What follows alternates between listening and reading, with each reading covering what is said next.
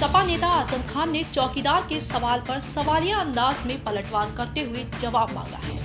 कहा कि इन जुमलों और नारों से बात नहीं बनने वाली। चुनाव है, ये बताना पड़ेगा कि 20 लाख रुपया हर व्यक्ति के घर तक पहुंचा है या नहीं।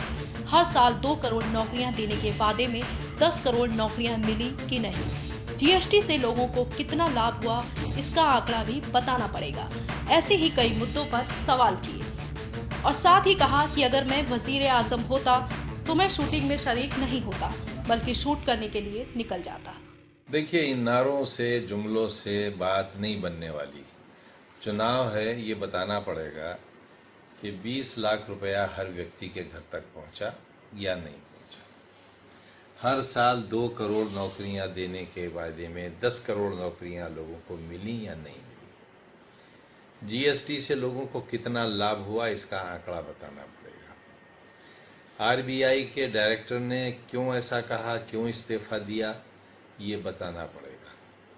नोटबंदी बगैर आरबीआई की इजाज़त के, उनकी सहमति के कर दी गई, इसकी क्या वजह थी, ये बताना पड़ेगा। देश का 80% खजाने का पैसा केवल 10 परिवारों को, पूंजीपतियों को देकर उनके कर्जे माफ़ कर दिए गए और किसान आत्महत्याएं करता रहा, इसकी वजह बताना पड़ेगी। ये बताना पड़ेगा कि 3 तलाक के मामले में मुसलमान मर्द को 3 साल की सज़ा, तो दूसरे धर्मों के लोग जो तलाक देते हैं, जिनका रेशो मुसलमानों की तलाक से कई 100 गुना ज़्यादा है, उन्हें कितने बरस की जेल होगी। गंगा साफ हुई, नहीं हुई।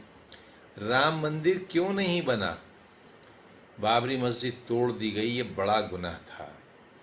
एक इबादत तोड़ी गई, लेकिन दूसरी इबादतगाह बनी क्यों नहीं, ये जानना ज़रूरी है। ये बताना चाहिए कि जिस मुद्दे पर सरकार आई थी, सरकार बनी थी, आज वो मुद्दा कहाँ चला गया।